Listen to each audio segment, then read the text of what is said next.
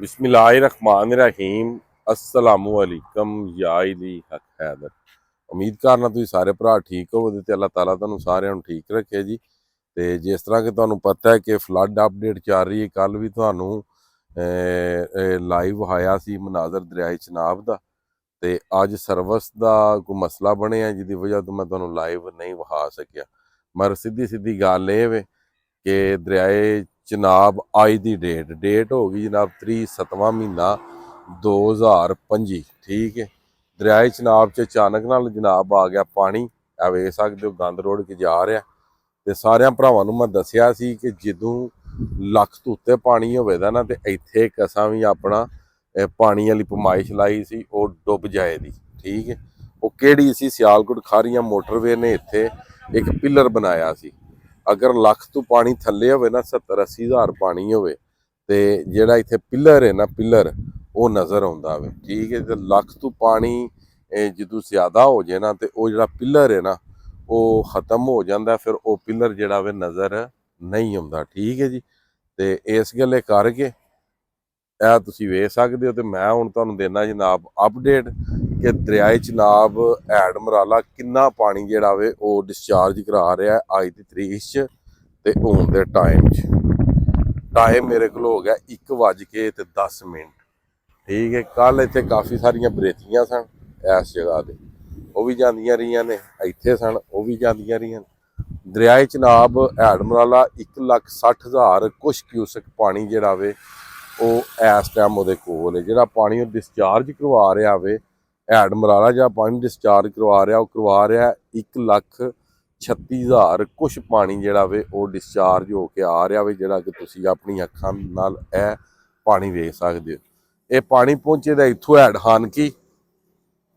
हानकी तो पानी पहुंचे दा हैड कादराबाद, ते हैड कादराबाद तो पहुंचे दा चन्योट, ते चन्योट तो पहुंचे दा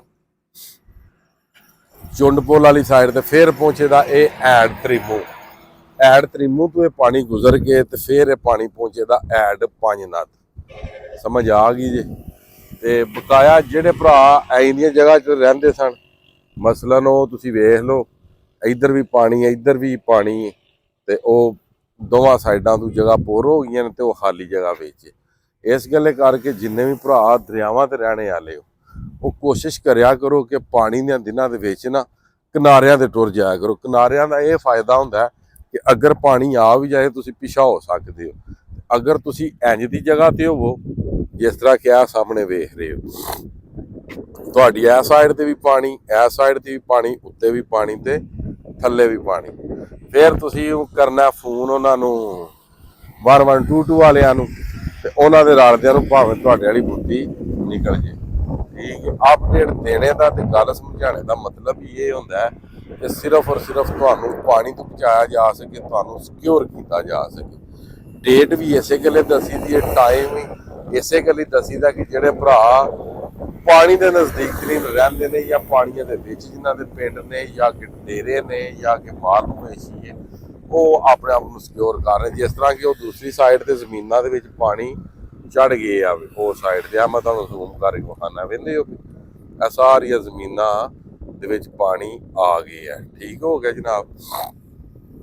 तो मजीद जनाब जिन्ना हो सके मेरे इस पेज नूं तुसां फॉलो करना है, मेरे इस चैनल नूं तुसां सब्सक्राइब करना है, ताकि ऑर्गैनिक एक नंबर जिहड़ी खबर है वो बर वक्त तुहाडे तक पहुँचाई जा सके, तो शेयर की जा सके। ठीक है, तो बकाया पानी चढ़ रहा है, अगर पानी घटिया तो शाम की जी अपडेट होगी वो पानी की सारी जी सूरत हाल है वो दस दी जाएगी कि इस टाइम पानी वध गया या घट गया।